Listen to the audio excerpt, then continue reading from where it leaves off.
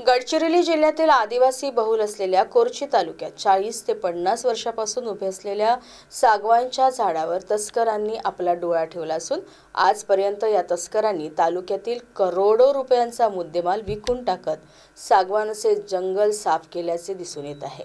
मागील काही दिवसांपासून पुष्पा स्टाईलने अशा प्रकारे यांचे अवैध धंदे सुरू असल्याची माहिती प्राप्त झाली आहे। एखाद्या सिने चित्रपटाला सुद्धा लाजवेल असे काहीसे चित्र या जंगल परिसरात दिसून आले। सोमवारी वनविभागाचे अधिकारी व कर्मचारी गस्तीवर असताना त्यांना कोरची तालुक्यातील बेतकाठीच्या जंगलात सागवानाची तस्करी होत असल्याची कुजबूज लागली होती। त्या आधारे वनविभागाच्या चमूने सापळा रचत मध्यरात्री सुमारे 12 वाजताच्या दरम्यान ट्रॅक्टरमध्ये सागवानचे लठ्ठे भरून निघत असताना वनविभागाने धडक मोहीम राबविली। वनविभागाचे कर्मचारी आपल्या दिशेने येत असल्याचे बघून झाड तोडणारे मजूर व तस्कर पसार झाले, परंतु त्यापैकी एका तस्कराला पकडण्यात वनविभागाला यश आले आहे। आरोपी सुरेश रामलाल होळी यांच्या विरुद्ध गुन्हा दाखल करण्यात आला आहे। वनविभागाने कारवाई केलेल्या परिसरात वनविभागाने रात्री 3 झाड जप्त केले, परंतु सकाळी पंचनामेकरिता मोक्यावर गेले असता 10 पेक्षा जास्त झाडे कापलेली असून त्यापैकी बहुतेक मुद्देमाल हा तिथून गायब सुद्धा दिसून आल्यामुळे एकच खळबळ माजली आहे। मला माहिती झालं की सागवान तस्करी बेतकाठी जंगल परिसरातून सुरू करण्याच्या तयारीत आहे। त्याप्रमाणे आम्ही आमचं बेळगाव वन परिक्षेत्रातील वनरक्षक वनपाल आणि मी स्वतः या अनुषंगाने कारवाई करायच्या अनुषंगाने आम्ही सापळा रचला आणि रात्र जवळपास 8 वाजता आम्ही सापळा रचला।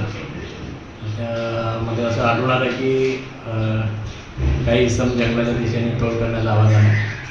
तेव्हा आम्ही स्पॉटवर गेलो असता 4 तासानंतर जवळपास रात्री 12 वाजता तेव्हा आम्हाला एक पिकअप व्हॅन जंगलामध्ये आढळली। परत आली पिकअप व्हॅनमध्ये आढळली, पण त्याजवळ कोणी लोक नव्हते, तर आम्ही जंगलामध्ये धबाधब बसून होतो। जवळपास 12 वाजता एक ट्रॅक्टरचा आवाज आला। ट्रॅक्टरने आणि 4-5 इसम अंधारात दिसले आम्हाला आणि ट्रॅक्टरमध्ये त्या सागवान तोडून वाहतूक करताना आढळले। तेव्हाच आम्ही त्यांना पकडण्यासाठी पुढाकार घेतला। त्यामध्ये एक आरोपी जागेवर मिळून आला, तसेच 5 आरोपी सध्या फरार आहे आणि संपूर्ण कारवाई करून आम्ही रात्र पंचनामा करून एक ट्रॅक्टर, एक पिकअप आणि एक 2 व्हीलर पल्सर हे जप्त करून आम्ही वन परिक्षेत्र कार्यालय बेळगाव येथे जमा केले आहे आणि पुढील चौकशी चालू आहे।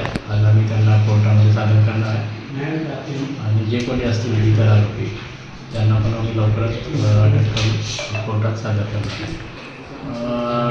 काही इन्फॉर्मेशन मिळत होती, पण आम्ही सापळा रचत होतो तेव्हा आमचं कधी सापळा रचत होतो, पण आरोपी मिळत नव्हते। त्यामुळे आम्ही त्यांच्यावर नियमितपणे लक्ष ठेवून होतो आणि काल आमचं पूर्ण प्लॅनिंग करून आम्ही नियोजन करून सापळा यशस्वीरित्या केलेला आहे। याआधीसुद्धा काही अशा घटना झाल्या असतील ते आरोपीच्या चौकशीमध्ये समोर येईल। जे काही घटना संपूर्ण तपास करून पूर्ण मुद्देमाल वगैरे आम्ही जप्त करू।